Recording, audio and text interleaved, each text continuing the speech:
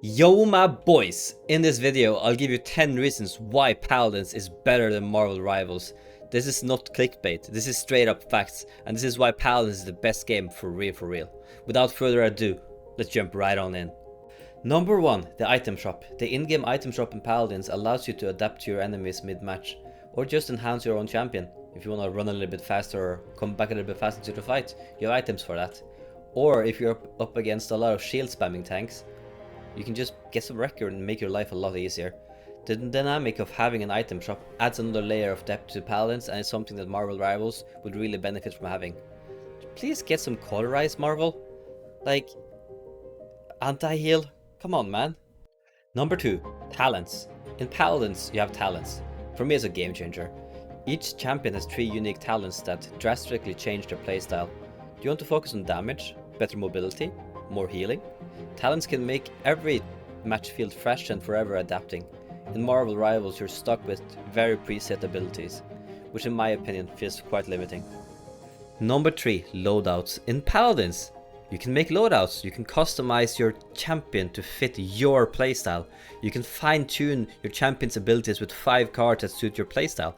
Do you want more healing? Do you want faster cooldowns? Do you want some, a little bit extra mobility?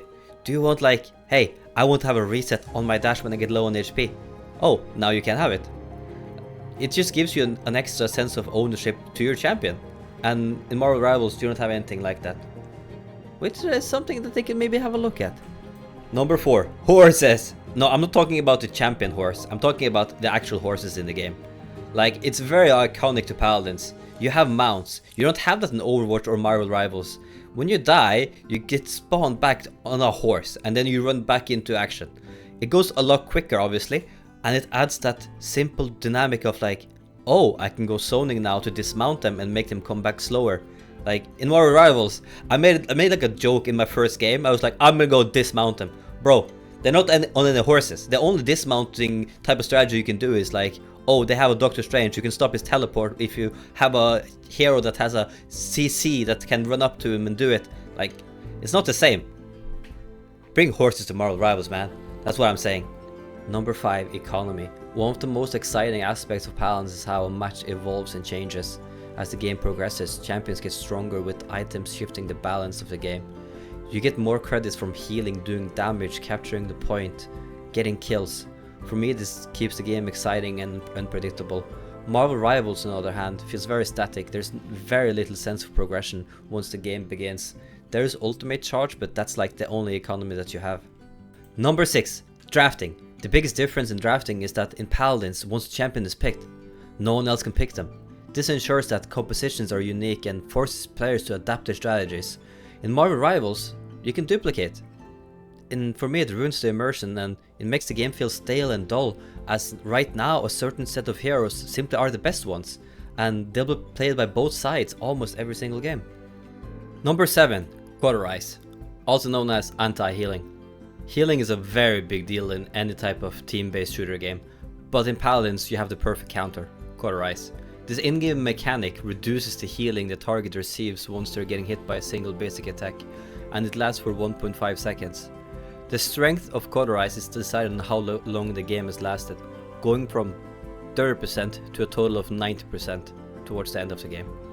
Without a feature like this, the healing in Marvel Rivals feels very overpowered and unbalanced, making triple support compositions the strongest in the game right now. Number 8, Wrecker, the anti-shield item. It's so good that it gets its own slot on the list.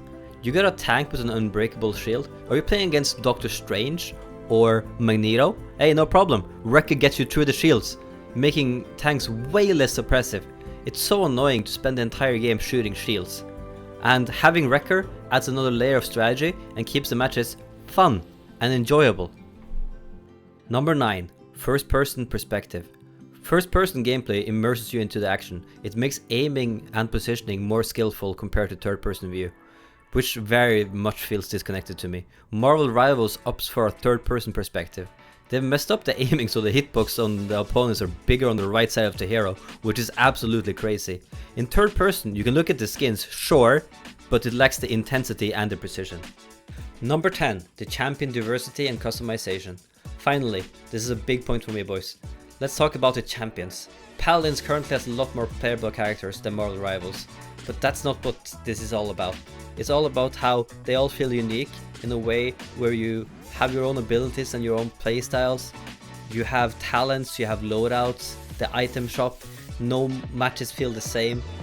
There's so much room for personal preference. In contrast, Marvel Rivals, it's very rigid. You have that one hero, you play it that one way. You can be a little bit more aggressive or a little bit more defensive, but there's no item shop. There is no room for like your personal imprint on the game. In Paladins we had content creators or just players who would only play one champion and be like, I play this talent, only this talent, and I'll make this loadout and I'll be this very unique part of the community. You won't really have that in Marvel Rivals. You'll have one tricks of certain champions, but it's not the same. And there you have it. Those are my top 10 reasons why Paladins is better than Marvel Rivals. Do you agree? Did I miss anything? Let me know in the comments below. Don't forget to like, subscribe, and hit that notification bell for more content. Thank you guys for watching. See you guys in the realm. Bye bye.